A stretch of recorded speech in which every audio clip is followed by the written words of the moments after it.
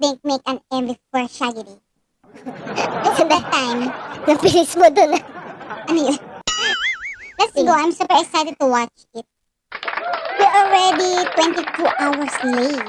Yeah. Oh, let's play the video. May mga nakasulat. Pwede mong basahin. Mabilis. I like the colors of the MV. The colors are so vibrant. Oh, here they come. Their outfits are stunning. Mamaya mamimili tayo. Ngayon, tuloy-tuloy mo na ang video.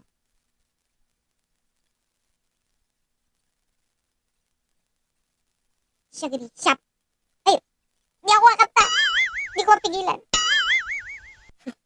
Pak naipit. And they even have foreigners with them.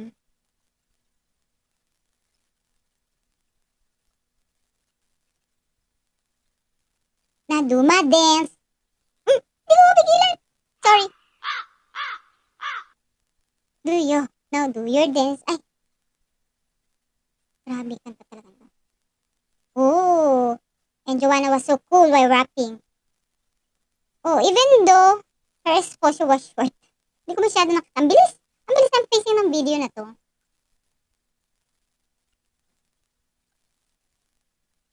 Kulit. I know, it's Maloy pala. Sheena. No, ang bilis kasi. Honestly, I don't even know what to say. The transitions are so quick. Nakakatawa. Hindi ko alam sasabihin ko. Sobrang na-amaze ako sa video. Diba? Yeah. Ayan, si Maloy. Orange hair? Orange? Is that Red? orange? Dark, I kasi think it's matingkad. orange. Matingkad. Red. Orange. Oh, Stacy. Wow. I have so much I want to comment on, but the scene changes too fast on screen.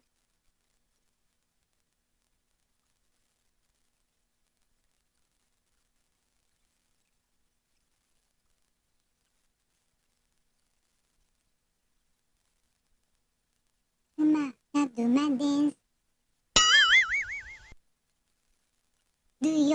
Do you dance? No, do you dance? Alam ko naman na napakinggan nyo na yung kanta na to. Pero, masarap kasi sabayan.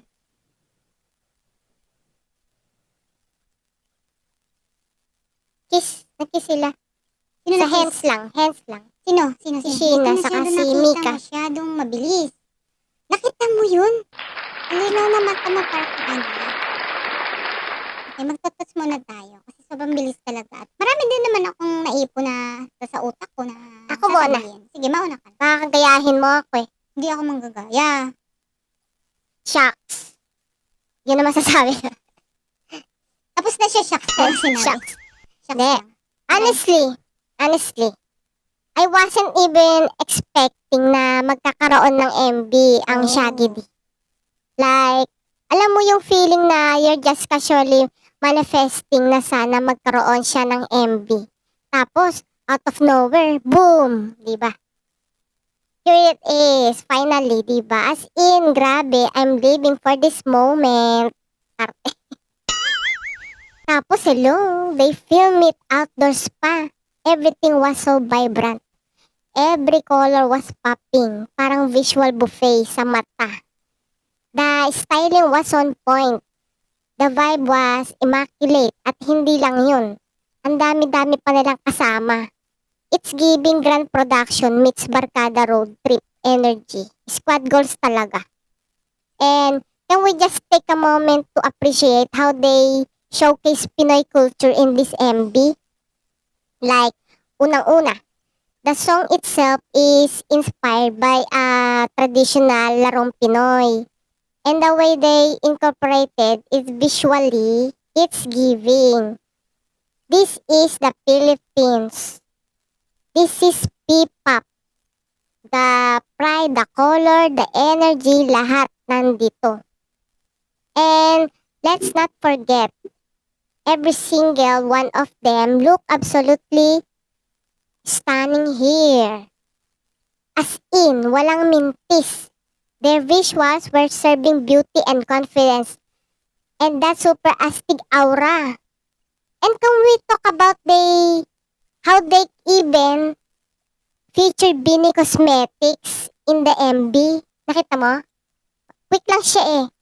Like they seamlessly incorporated it into the scenes. Very natural. Ito last na. Okay. Magbibigay. Rating time na. Honestly, this song left me so bitten. But only because it's that good. Like, I wanted more. We're talking 1 to 100. This is a solid no question asked. Perfect 100. Although, let's be real. If I could give it 10,000 million, I totally would. Ikaw naman. Let's go through their outfits one by one. I can honestly say they're the type of girl group that can pull off anything you put on them. I swear, I can even choose a favorite because they all look so good. But I need to know your pick first before I share mine. Nakapili ka na ba? Nakita mo ba kanina?